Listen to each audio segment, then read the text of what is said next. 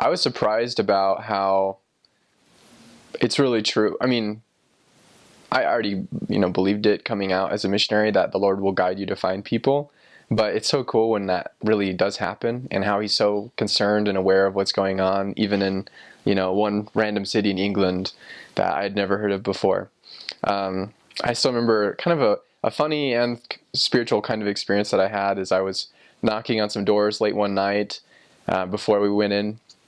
And we got to this door of this student, and he was Greek, and we were talking to him, but he wasn't really that interested, and we were kind of trying to encourage him to learn more and types of things and answer his questions, but he just wasn't really interested.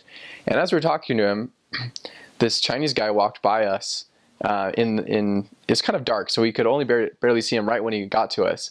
And he looked at us and he smiled, and he just seemed like the super nice guy, and I had this feeling like we should just go talk to him.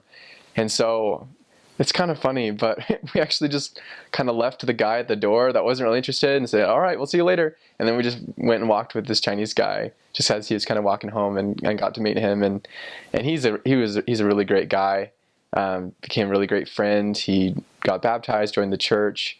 And it's just funny how the Lord kind of put that person in our path, where sometimes you're in a situation, you're kind of wondering, how is the Lord going to help me find someone? And oftentimes in really unexpected ways, he just will bring people into your life, bring people into contact with you that are ready to receive the gospel and are just great people looking for the truth. And that's what happened that night. We met our good friend, and yeah, it was a really kind of a funny, interesting experience of just leaving the guy at the door, and and we went and got to get in contact with this friend, and then later we went and taught him, I think the next day or the next week or something like that.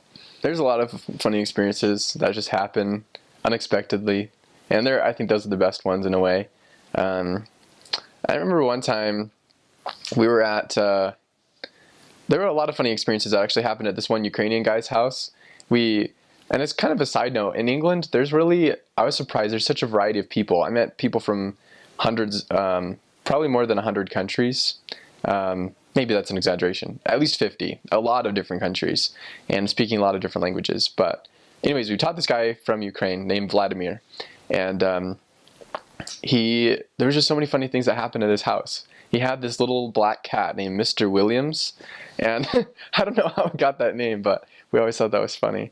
Anyways, Mr. Williams, I remember right when he bought the cat, he was all excited about it. And then like the next week we came back, he's like, Mr. Williams, very problem cat. And he talked about how it would jump on him in the middle of the night, and it turned into to be this crazy cat. And it's just funny how you get to know people and their lives and the things that are going on in their lives, and just all these funny little stories that happen. Another funny experience at Vladimir's house is kind of connected with it. One day we had so much food because we had a late lunch. These people invited us to go to a Chinese buffet with them, and we knew we shouldn't eat that much because we already had a lot of food to eat at our tea appointment, which is what they call dinner in England, is eating tea. And we had this tea appointment. We knew we were going to get a lot of food, but we ate too much at the Chinese buffet anyways. And then we had a lesson with Vladimir right before we went to this tea appointment.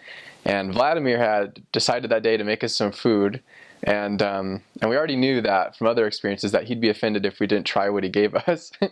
So he had this nice, but it was actually really good. It was this piece of chicken with rice kind of thing that he made. And it was great, but we were already kind of full. But we ate it anyways because we wanted to be respectful and stuff. And then we ran. We were kind of running late as well, so we had to run on a full stomach halfway across the city to this sister in the ward that was from Zimbabwe. And we got there for the tea appointment, and she had made us the biggest plate of food that I've ever seen. So it was just a funny day where we got so much food, and I don't know how we ate it. I didn't actually finish all of the food at the tea appointment because my stomach was 1.5 times full, probably, but that was just kind of a funny experience.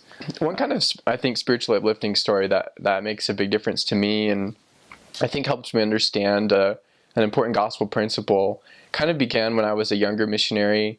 I had been called to be a district leader for this one area, and anyways, there was a missionary he's a really good guy, but he, I think, was kind of maybe struggling at that point, and saw that I was really trying to work hard and do everything in the best way. And he pulled me aside one time and just said, you know, Elder Patterson, if you keep going at this pace, you're just going to wear out and you're not going to be able to do it. You're just working too hard. And I was kind of wondering about that and thinking, you know, what is he meaning? Like, is what he's saying really true? Like, am I just going to burn out at some point in my mission? And I came to really understand and gain a testimony that God really gives us grace as missionaries and as members of the church when we ask for it and when we really desire it.